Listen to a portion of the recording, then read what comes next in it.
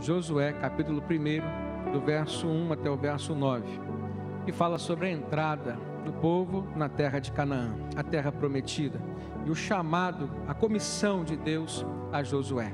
Diz assim o texto: Sucedeu, depois da morte de Moisés, servo do Senhor, que este falou a Josué, filho de Num, servidor de Moisés, dizendo: Moisés, meu servo, é morto. Dispõe-te agora e passa este Jordão, tu e todo este povo, a terra que eu dou aos filhos de Israel. Todo lugar que pisar a planta do vosso pé, vô-lo tenho dado, como eu prometi a Moisés. Desde o deserto e o Líbano, até o grande rio, o rio Eufrates, toda a terra dos heteus e até ao mar grande, para o poente do sol, será o vosso limite.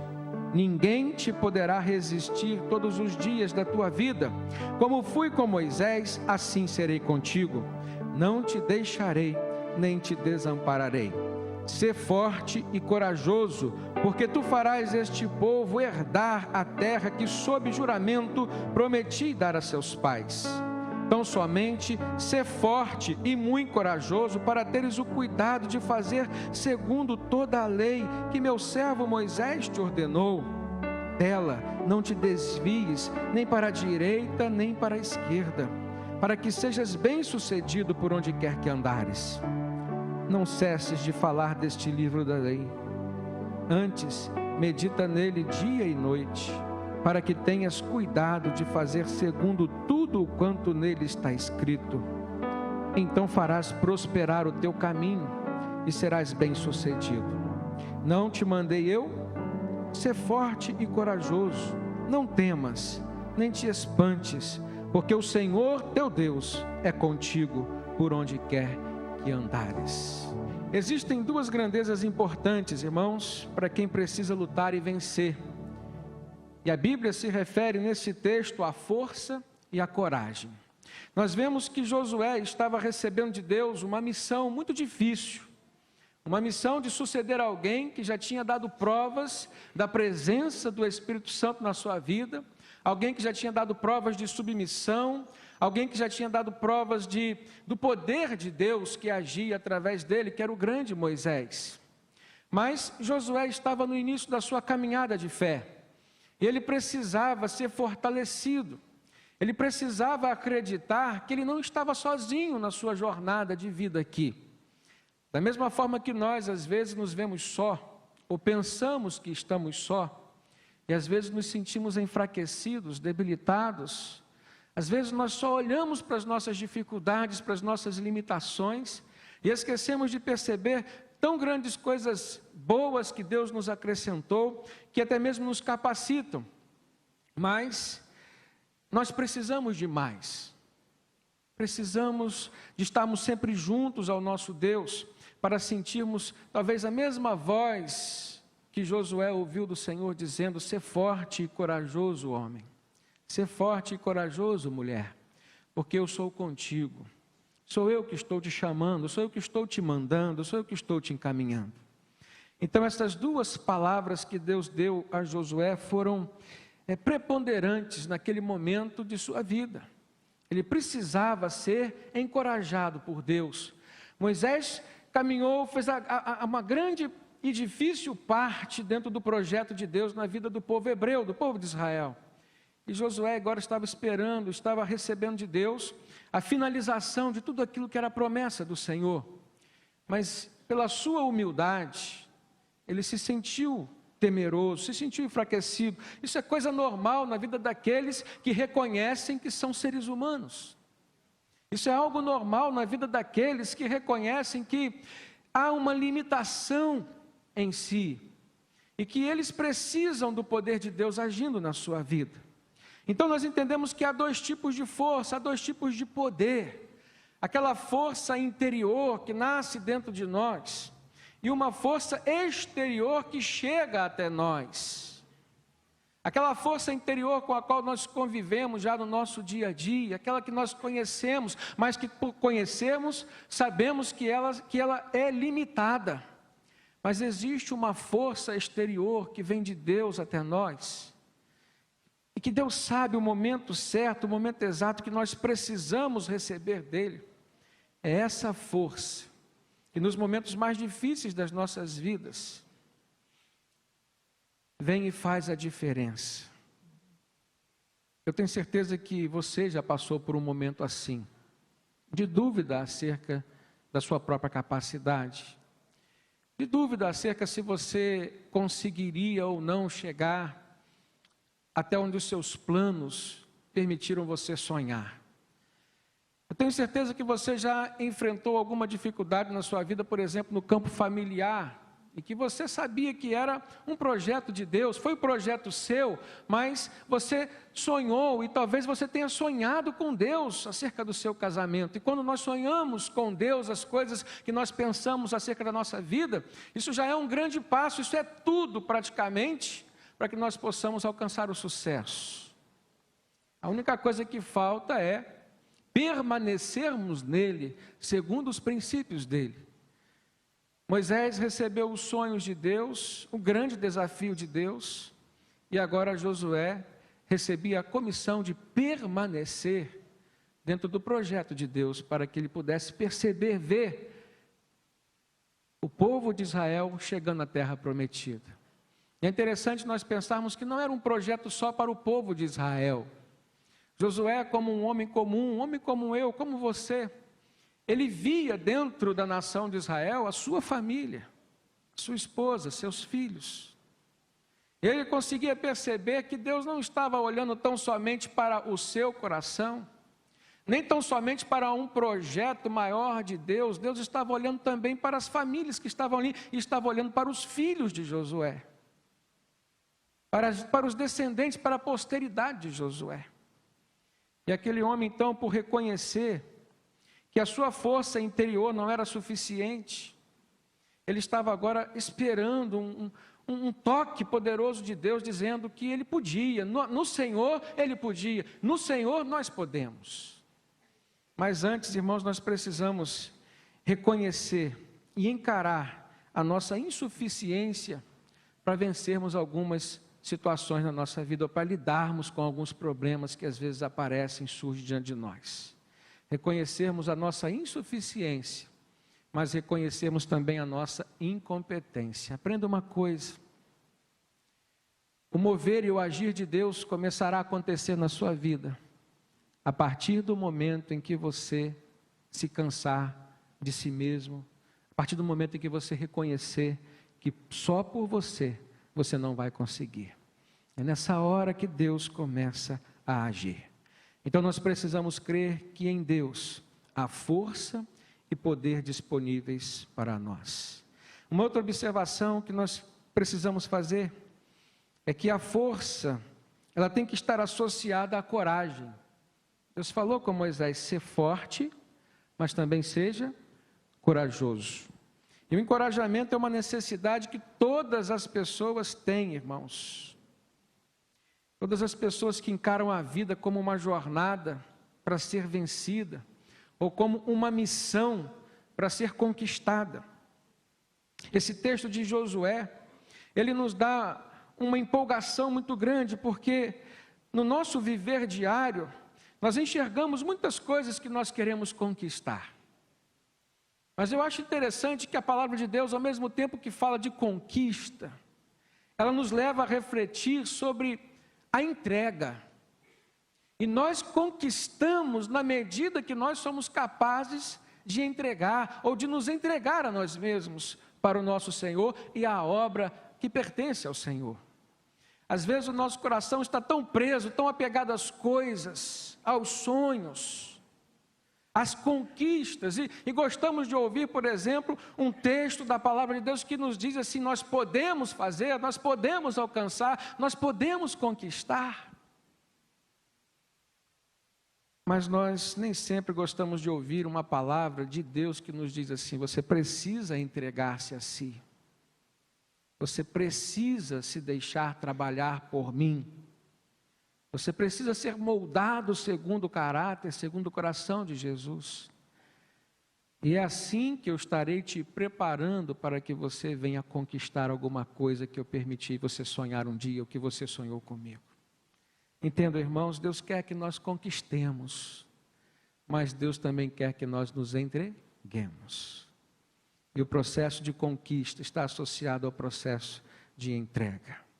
Então nós precisamos da força de Deus, precisamos do encorajamento. A coragem está ligada à nossa fé. É ela que nos faz acreditar que a força que nós recebemos de Deus é suficiente para nós superarmos as dificuldades, para nós vencermos toda circunstância que porventura vier a acontecer diante de nós. A vida enquanto jornada, irmãos, nos faz encontrar pessoas, situações que às vezes se apresentam a nós querendo desestabilizar as nossas emoções, querendo nos tirar do foco que Deus estabeleceu para nós, querendo nos desequilibrar até mesmo na nossa razão. A vida enquanto missão, ela nos faz confrontar os problemas que nós temos que resolver ou até mesmo contornar. Então você precisa olhar para a sua vida como uma jornada, mas você também precisa olhar para a sua vida como uma missão. Enquanto uma jornada, você está dentro dela, caminhando nela, tendo que permanecer nela, ou seja, nos caminhos que Deus estabeleceu para que você pudesse caminhar. E você tem que estar consciente de que você vai enfrentar percalços, dificuldades. A vida enquanto uma missão, que você precisa vencer, conquistar, precisa ser enxergada por você como sendo algo que Deus atribuiu a você mesmo, como sendo algo em que Deus te inseriu. A vida enquanto missão precisa ser enxergada por nós como sendo o plano de Deus para nós, dentro do qual é que nós poderemos nos sentir realizados e bem-sucedidos na vida aqui. E nós, olhando para a vida enquanto missão, nós vamos enfrentar problemas. E Josué recebeu de Deus essa missão de suceder o grande Moisés, liderando e conduzindo o povo hebreu na jornada e conquista da terra prometida. E eu acho interessante que nós, às vezes, nos vemos dentro de uma jornada estabelecida por Deus, chegamos até mesmo a encontrar algumas missões de Deus para nós dentro dessa vida aqui. Mas às vezes não temos ouvido a voz de Deus que nos diz assim: ser forte, ser corajoso, porque eu sou contigo. Eu vejo um Deus que fala conosco de perto, irmãos, apesar de muitas vezes nós estarmos nos comportando longe dele. E por 3 vezes Deus repete esta frase: ser forte e corajoso. No verso 9, o último verso que nós lemos, ele disse assim: ser forte e corajoso, não temas, nem te espantes, porque o Senhor teu Deus é contigo por onde quer que andares. Então eu vejo que, da mesma forma que ele nos dá, o que ele fala com Josué, 3 vezes ser forte e corajoso, ele também nos dá pelo menos 3 razões para nós enxergarmos a importância da força e da coragem que nós recebemos dele. E a primeira delas, nós vemos lá no verso 6, quando ele nos diz assim: ser forte e corajoso, porque tu farás este povo herdar a terra que sob juramento prometi aos seus pais. Nesse momento nós enxergamos uma razão. Nós precisamos ser pessoas fortes e corajosas, porque existem outras pessoas que dependem de nós nessa jornada de vida aqui. A sua família, por exemplo, ela depende de você. Hoje eu não olho mais para a minha vida como uma pessoa só. Eu não olho mais para os meus planos sem incluir minha esposa, sem incluir os meus filhos. Deus nos fez para sermos um, o núcleo familiar é um. E Ele criou a família, Ele projetou a família, Ele sonhou a família. Ele sonhou a sua família. E é interessante que Josué, quando ele ouve essa palavra de Deus falando: esse povo, ser forte e corajoso, porque tu farás esse povo herdar a terra que sob juramento prometia a seus pais. Talvez estivesse soado no ouvido de Josué, no seu coração, que Deus estava olhando para a sua família também. Nós temos vivido um mundo muito individualista. Nós temos visto uma sociedade que tem disseminado, na verdade, a dissociedade dentro do lar, dentro da família. A internet hoje tem isolado pessoas, umas das outras, dentro de suas próprias casas. Às vezes a gente repara que quando sentamos à mesa, no momento de termos a comunhão, comermos juntos, algumas pessoas têm levado seus celulares, seus tablets, e ali elas se isolam umas das outras, se enganando, pensando que estão ligadas ao mundo, mas estão desconectadas do mundo principal, que é a família. No tempo de Josué, o sonho que Deus deu para ele enxergou a sua família ali. E ele enxergou que a missão que Deus estava dando para ele era a missão de ser um líder, de ser um homem corajoso, de ser um homem forte, mas ele enxergou que havia uma necessidade dele ser forte dentro da sua própria casa, dele ser corajoso dentro do seu próprio lar, diante dos seus filhos, diante da sua esposa. Entenda, irmãos, tua esposa, teu marido, teus filhos, teus irmãos, são pessoas que precisam de você, pessoas que precisam da tua liderança. É nesse aspecto que nós precisamos enxergar que Deus nos chamou para sermos cabeça e não cauda, ou seja, exercermos uma liderança, pensarmos segundo os pensamentos de Deus. É nesse aspecto de sermos servos daqueles a quem Deus colocou ao nosso redor, e não há lugar mais propício para nós enxergarmos as pessoas mais próximas de nós do que dentro da nossa própria casa, dentro da nossa família. É ali que nós devemos servir. Servir sendo líderes, o líder servidor. Jesus deu esse exemplo, irmãos. O maior líder da face da terra veio para servir e não para ser servido. E às vezes nós estamos perdendo o tempo da nossa vida porque não estamos assumindo esse papel. Precisamos olhar para a família e enxergarmos a nossa missão dentro dela. Quando Deus disse este povo para Josué, nós hoje temos que receber essa palavra aplicando a nossa família, ao nosso povo, dentro da nossa casa, dentro do nosso lar. Então você precisa ser um filho mais respeitador, que honre o seu pai, que honre a sua mãe. Aliás, esse é o mandamento de Deus, é o único mandamento de Deus que vem com promessa. Ele diz: honra teu pai e a tua mãe, para que se prolongue os teus dias na face da terra. Nós precisamos ser irmãos mais solidários, mais companheiros uns dos outros. Lá em Provérbios 17 diz que em todo tempo ama o amigo, e na hora da angústia nasce um irmão. No momento em que as pessoas estão mais precisando de nós, é a hora, ou é a oportunidade que Deus nos dá, para fazer brotar, nascer um relacionamento fraterno, poderoso. Como é bom, irmãos, termos amigos, como é bom termos irmãos, pessoas com quem compartilhar os nossos sofrimentos, as nossas dores, pessoas que não permitam que a solidão tome conta do nosso coração. Dentro do nosso lar, na missão que nós temos ali, nós precisamos ser pais mais responsáveis, presentes na vida dos seus filhos. Nós não podemos fracassar nessa missão. Há muitas missões que nós criamos, não tem nenhuma participação de Deus, mas eu quero me restringir àquelas em que Deus participa.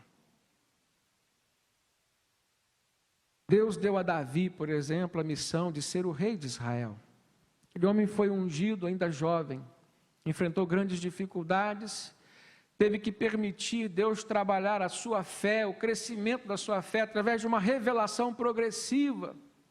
Ele teve que enfrentar aquele gigante no fronte de uma guerra. Ele enfrentou somente com a sua fé, no Deus em que ele conhecia.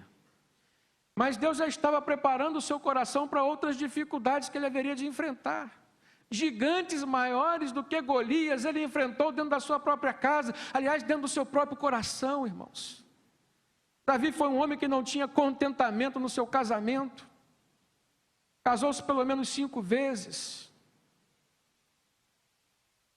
Se aplicou de coração, de corpo e alma à missão que Deus lhe deu para ser o rei de Israel. Fez diferença. Até os dias de hoje se fala do tempo de Davi.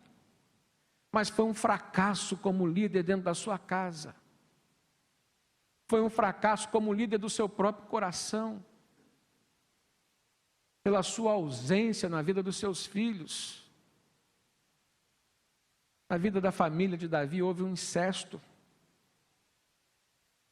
Davi teve o dissabor de enfrentar uma rebelião do seu próprio filho Absalão, que chegou a destituí-lo do poder temporariamente. Foi um fracasso como líder dentro da sua casa. Eu não posso me aplicar ou aplicar o meu coração somente àquilo que me convém, somente aos projetos de Deus que me agradam. Entenda que há projetos de Deus que precisam ser executados na sua vida e que você precisará passar por uma transformação, por um ajuste. Você não nasceu perfeito, você não é uma pessoa perfeita, mas sabe o que é normal? As pessoas às vezes se aplicarem aquilo a que elas têm mais aptidão. As pessoas quererem fazer para Deus aquilo que elas se sentem mais à vontade e mais prazer em fazer, mas Deus não está falando que nós temos que fazer somente aquilo que nos dá prazer. Nós temos que fazer aquilo que dá prazer ao seu coração. É por isso que o Evangelho passa pelo campo da renúncia. Jesus disse: se alguém quer vir após mim, negue-se a si mesmo, tome a cada dia a sua cruz e siga-me. É por isso, irmãos, que algumas coisas estão reservadas por Deus para serem reveladas a nós, e ainda não foram, porque nós não nos permitimos ser tratados, moldados para fazermos aquilo que é de Deus. E todas as vezes que nós começamos a trabalhar nessa missão, às vezes o nosso coração causa um incômodo, a nossa alma às vezes não se acomoda muito bem, mesmo sendo algo de Deus. Sabe por quê? Porque você precisa passar por uma transformação. Talvez haja pecados na sua vida que ainda não foram confessados. Talvez você ainda esteja preso a alguma raiz de pecado que afasta o poder e a coragem de Deus. Então você não tem coragem para fazer aquilo, você se esquiva, você foge. Mas você, enquanto fizer assim, será uma pessoa incompleta e infeliz. Eu olho para dentro da nossa missão, dentro da família, e eu entendo que nós precisamos ser maridos e esposas mais cúmplices uns dos outros, mais amáveis uns para com os outros. Precisamos seguir o exemplo de Eucana e Ana, os pais de Samuel. Eu acho linda aquela passagem em que Eucana sai da sua fazenda, da sua propriedade, vai até a tenda onde estava o sacerdote Eli. Ele vai acompanhado da sua esposa. Ali aquela mulher ora, ela fala com Deus sobre a sua angústia de não poder ter filhos, de não dar filhos ao seu marido Eucana. E diante daquela oração, daquela adoração perfeita que tocou o coração de Deus, o sacerdote percebe que Deus estava escutando e ele diz assim: vai, que o Senhor esteja contigo. E quando eles chegaram à casa, de madrugada, os dois adoraram ao Senhor. Eu acho lindo isso, irmãos. Talvez eu esteja falando aqui para casais, maridos e esposas que precisam conquistar, construir esse momento de adoração junto. Adoração familiar, mas também adoração conjugal. Você, seu esposo, você, sua esposa. A grande bênção na vida de Ana e de Eucana veio a partir de uma adoração, de um momento de oração, em que os dois puderam participar. Eu olho, por exemplo, para José e Maria. Que exemplo de cumplicidade. Aquela missão que parecia impossível. Uma mulher que se engravida antes do casamento, ser aceita pelo seu esposo. Um homem que recebe uma visão de um anjo dada por Deus de que ele haveria de ser pai, de criar o filho de Deus. E diz para ele não rejeitar a sua esposa, não repudiá-la, porque ela estava grávida e o que nela estava sendo gerado era gerado por parte do Espírito Santo. Qualquer homem comum rejeitaria esse sonho, essa visão. Aquele homem era um homem temente a Deus. Ele acreditou naquela visão, ele acreditou na palavra do anjo Gabriel.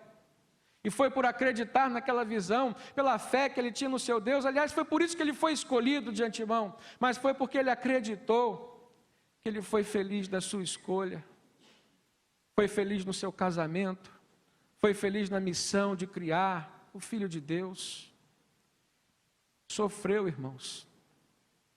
Talvez hoje, se você recebesse uma visão como aquela, tirando a parte da gravidez antecipada, mas se apegando à parte em que você haveria de ser o pai do Messias, sendo você um judeu, você iria dar glórias a Deus, porque você seria o Criador aqui na terra, o pai adotivo do Filho de Deus. E você esperaria um príncipe, e todo príncipe nasceria onde? Num palácio. Você esperaria servos, você esperaria glória, e foi o que José recebeu? Dureza, dificuldade. Nem na hospedagem onde levou a sua esposa tinha um quarto decente para que ela pudesse dar à luz ao seu filho, ao Filho de Deus. Nasceu numa estrebaria. Entendo, irmãos, como que o evangelho verdadeiro fala sobre conquista, fala antes sobre a entrega. Nós precisamos entregar a nossa vida, nosso corpo, nossa alma, nosso espírito ao Senhor, para Ele nos fortalecer diante das coisas, diante das circunstâncias que acontecerão para nós, que nós nunca imaginaríamos que fosse acontecer. Quantas pessoas dormiram ricas e acordaram pobres? Se você olhar para os países onde houve revolução, quantas pessoas, irmãos, perderam tudo o que tinham? Gente que consolidou os seus sonhos, consolidou a sua segurança em cima do seu patrimônio, dormiram de um jeito e acordaram de outro. É por isso que nós precisamos entregar a nossa vida nas mãos daquele que tem poder para fazer acontecer todos os milagres de todos os dias que nós precisarmos nas nossas vidas. E a felicidade, irmãos, nós não encontraremos em bens, nós não encontraremos no poder, na fama, em nada disso. A felicidade verdadeira, a segurança, a paz, nós só encontraremos na presença do Deus Todo-Poderoso, Altíssimo, nas nossas vidas, amém? Agora nós encontramos nesse texto algumas justificativas que nós temos para exercermos essa força e essa coragem de Deus nas missões que Ele nos dá. A primeira delas, se você olhar para o verso 9, Deus diz assim: não te mandei eu ser forte e corajoso, não temas, nem te espantes, porque o Senhor teu Deus é contigo por onde quer que andares. A primeira justificativa, irmãos, é porque é Deus quem está nos mandando, é Deus quem está nos autorizando, e você precisa ter certeza disso. A coragem, ela é consequência. Se você tiver certeza de que você está empreendendo dentro de algo que Deus estabeleceu para você, tenha coragem de ir, porque toda a força que você necessitar, Ele te acrescentará, amém? Seja no campo espiritual, seja no campo emocional, seja no campo material. O nosso Deus é conosco, a partir do momento em que nós ouvimos e obedecemos a sua voz, dizendo que Ele nos mandou. A segunda motivação justificativa é que Deus foi quem fez a promessa. Não foi um ser humano, não foi uma pessoa que falou com Josué que ele tinha condições de alcançar, de conquistar a terra prometida.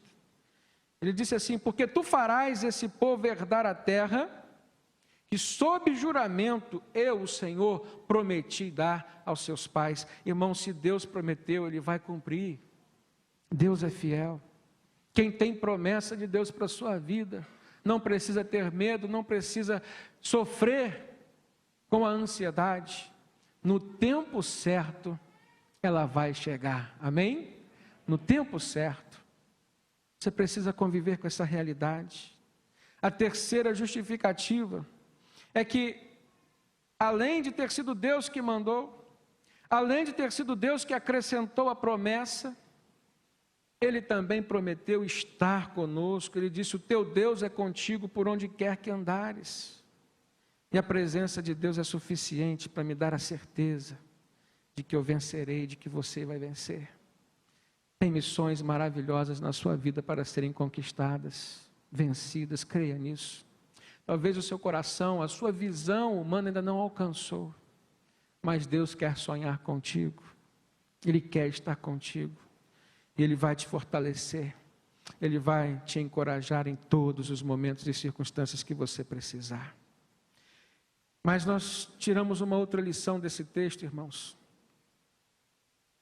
Dentro das 3 vezes que Deus falou para Josué ser forte e corajoso, na segunda vez, Ele fala sobre sermos bem-sucedidos nessa vida aqui. Mas Ele disse assim, Josué precisava permanecer na lei do Senhor. Essa é a grande questão. Se nós queremos ser bem-sucedidos nesta vida, nós precisamos ter força e coragem, sim. Mas em primeiro lugar, precisamos ter força e coragem para permanecermos na lei de Deus. Olha só o verso 7, o que diz? Então somente ser forte e muito corajoso, para teres o cuidado de fazer segundo a lei que meu servo Moisés te ordenou. Dela não te desvies nem para a direita e nem para a esquerda, para que sejas bem-sucedido por onde quer que andares. Irmãos, é muito difícil permanecermos na lei de Deus sem nos desviarmos dela. Por isso o Senhor deu essa ênfase, e Ele ainda acrescentou, tão somente ser forte, agora Ele diz, seja muito corajoso. Não seja simplesmente corajoso, seja muito corajoso. Mas aqui Ele não está dizendo para conquistar, Ele está dizendo que é para permanecer na lei do Senhor. Deus coloca uma condição para que Josué pudesse ser bem-sucedido. Olha no Salmo 1, irmãos, Salmo que nos diz assim, bem-aventurado o homem que não anda segundo o conselho dos ímpios, e nem se detém no caminho dos pecadores, e nem se assenta na roda dos escarnecedores. Antes tem o seu prazer na lei do Senhor, e na sua lei medita de dia e de noite.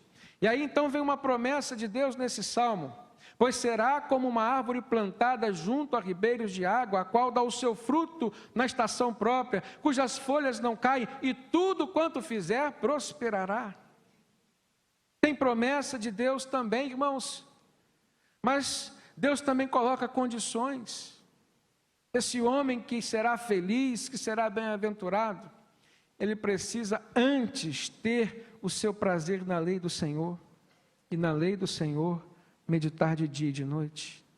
Então é preciso ter força e coragem para não andar segundo os conselhos dos ímpios. A primeira coisa que Deus nos fala através desse salmo. Quantas pessoas têm se apresentado a nós para nos dar conselhos que não são da parte de Deus? Pergunta que você precisa se fazer, que voz você está ouvindo? A quem você está recorrendo nas horas em que você precisa de uma direção, de uma palavra de diretriz para a sua vida? É alguém que tem parte com Deus? Nós aprendemos também nesse salmo que é preciso termos força e coragem para não nos deter, ou seja, não ficarmos detidos no caminho do pecado, irmãos. Ele diz, nem se detém no caminho dos pecadores. Quantos pecados têm aprisionado alguns homens e mulheres de Deus? Quantas coisas, irmãos, têm se colocado entre o nosso relacionamento com Deus, entre a nossa pessoa e a pessoa de Deus, impedindo que as nossas orações sejam ouvidas por Deus, impedindo que as bênçãos de Deus, que as torneiras do céu cheguem a nós. Nós precisamos avaliar a nossa vida com relação aos nossos pecados, sim, porque eles impedem as promessas de Deus serem cumpridas em nós. Mas nesse salmo nós também aprendemos, irmãos, que é preciso ter força e coragem para não nos assentarmos na roda dos escarnecedores, ou seja, nós precisamos filtrar as nossas companhias, as nossas amizades. E nós precisamos ter força e coragem para não nos distrairmos e meditarmos na lei do Senhor de dia e de noite. Agora, o fim desse salmo, no verso 4, ele diz assim, não são assim os ímpios, mas são como a moinha que o vento espalha. ou seja, eles não prosperam nos seus caminhos, eles não são como a árvore plantada junto a ribeiros de água, eles também não têm esse compromisso com Deus, de ouvir as pessoas certas, de conviver com as pessoas certas, de ter comunhão com as pessoas certas. E aí, no verso 5, ele diz: por isso os ímpios não subsistirão no juízo, e nem os pecadores na congregação dos justos, porque o Senhor conhece o caminho dos justos, porém o caminho dos ímpios perecerá. Nós precisamos olhar sim para a nossa vida, e entendermos que é preciso termos força e coragem, para não jogarmos fora a prosperidade que Deus oferece e dá. Muitas vezes, para transformarmos aquilo que Deus nos deu como bênção, numa maldição da nossa vida. É nessa hora que você precisa avaliar o que você tem feito com aquilo que Deus te deu. Eu quero começar fazendo uma análise, não no campo material, mas no campo emocional. Ainda falamos sobre família. O que você tem feito com o seu casamento? O que você tem feito com a alma, com o coração da sua esposa, do seu marido? O que você tem feito, por exemplo, com os seus filhos? O tempo que Deus te deu, a bênção. A Bíblia diz que os filhos são herança do Senhor. E às vezes a gente tem visto muitos pais se descuidando. Seu filho não está interessado no seu dinheiro, querido.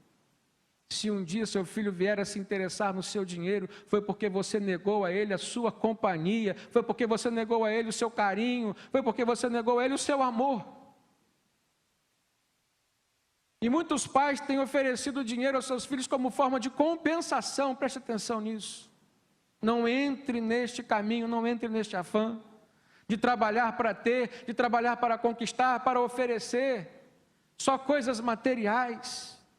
O Senhor promete dar a nós todas estas coisas. Mateus 6,33 diz: buscai primeiro o reino de Deus e a sua justiça, e todas as demais coisas materiais, às quais o texto se refere, às quais Jesus fala que causam ansiedade no nosso coração e no coração da nossa família, tudo isso o Senhor nos dará, se nós buscarmos em primeiro lugar o seu reino. E o reino de Deus, irmãos, se constitui de amor, de carinho, de compreensão, companheirismo. São valores que passam no campo dos sentimentos, da emoção, do coração.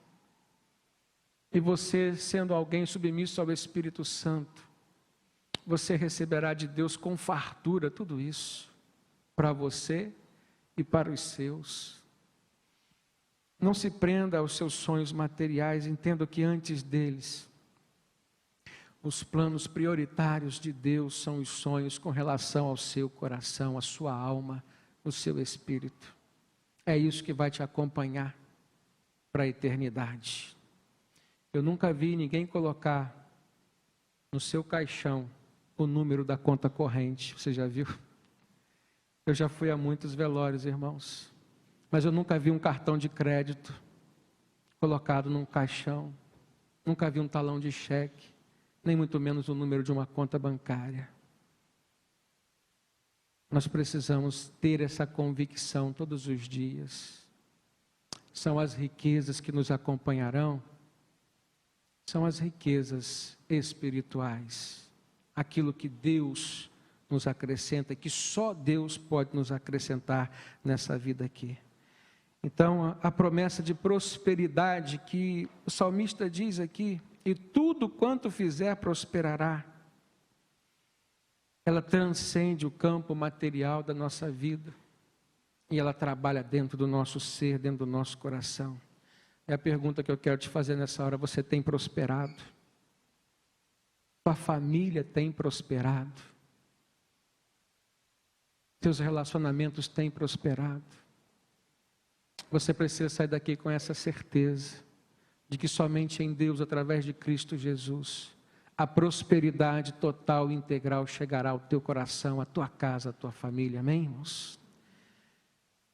No versículo 8, Deus disse assim para Josué: não cesses de falar desse livro da lei, antes medita nele dia e noite, para que tenhas cuidado de fazer segundo tudo quanto nele está escrito. Então farás prosperar o teu caminho e serás bem-sucedido. Você precisa falar da Bíblia. Aliás, você precisa viver a Bíblia. que é a palavra de Deus. Nós precisamos testemunhar de Jesus. Por último, irmãos, nós aprendemos nesse texto que nós podemos ser fortes e corajosos, sim, porque Deus prometeu estar conosco. E aquilo que nós não pudermos fazer, Deus fará por nós. Olha o verso 5 desse texto, Deus fala para Josué: ninguém te poderá resistir todos os dias da tua vida. Como eu fui com Moisés, assim serei contigo. Não te deixarei e nem te desampararei. Aleluia, irmãos. Glória a Deus por esta promessa. Enquanto estivermos apegados à palavra de Deus, vivendo a palavra de Deus, o Senhor não nos deixará, não nos desamparará, e ninguém poderá nos resistir, porque a força de Deus agirá em nós a nosso favor. Amém? Deus promete não nos deixar. Agora, o princípio básico para o agir e o mover de Deus em nós e por nós, você vai encontrar lá em Zacarias capítulo 4, verso 6. Deus fala por meio do profeta: nem por força, nem por violência, mas pelo Espírito de Deus. E aí que muitas vezes nós entramos num conflito interior. O mesmo Deus que nos diz para termos força, o mesmo Deus que disse para Josué para ter força, ele agora vem em Zacarias, através do profeta, no outro tempo dizer: não é por força, nem por violência, mas pelo Espírito de Deus. Que força é essa a qual Deus está se referindo, irmãos? É a força que emana dos céus, é a força exterior, a força do Espírito Santo. Ela é capaz de agir por nós na medida certa, porque só ela é perfeita, irmãos. Só ela é perfeita. O Deus que manda sermos fortes, Ele também oferece a sua força. Ele diz: olha, se você usar a sua força, você vai poder errar na medida. A força de Deus é a única que vem na medida certa. Lá em Joel capítulo 3, verso 10, Deus diz assim: diga o fraco, eu sou forte. Sabe quando que Deus falou isso? Quando Ele estava já se manifestando, capacitando o seu povo para lutar, para dar vitória. Paulo ouviu, irmãos, Deus responder a sua queixa com relação ao espinho na carne. E quando Paulo reclamou com Deus em oração, pediu ao Senhor que lhe tirasse aquele incômodo da sua vida, lá na segunda carta aos Coríntios, capítulo 12, verso 9, ele ouve Deus falar com ele ouve Jesus falar com ele, dizendo: a minha graça te basta, porque o meu poder se aperfeiçoa na sua fraqueza. Então Paulo chega à conclusão: de boa vontade me gloriarei na minha fraqueza, para que em mim habite o poder de Cristo Jesus. É essa força, é esse o poder, irmãos, que é capaz de nos assegurar a vitória diante das dificuldades da nossa vida aqui. E Paulo diz mais, ele diz assim: por isso eu vou sentir prazer nas minhas fraquezas, nas injúrias que eu estou recebendo, nas necessidades que eu estou passando, nas perseguições, nas angústias que eu sofro por amor de Cristo, porque quando eu estou fraco, é aí que eu sou forte. Que força Paulo está se referindo? A força que vem de Deus. E só essa força, irmãos, é capaz de nos dar a vitória que nós tanto precisamos. Amém? Filipenses 4,13 diz: tudo posso naquele que me fortalece. Se apegue a esta palavra. É promessa de Deus para a sua vida, é promessa de Deus para esse tempo que você está vivendo. Mas não se esqueça de tudo aquilo que Deus falou com você, para que o poder dele, que a força que emana dos céus por meio do Espírito Santo, possa agir em você, sobre sua família, e a favor de você e a favor dos seus. Que Deus te abençoe. Amém.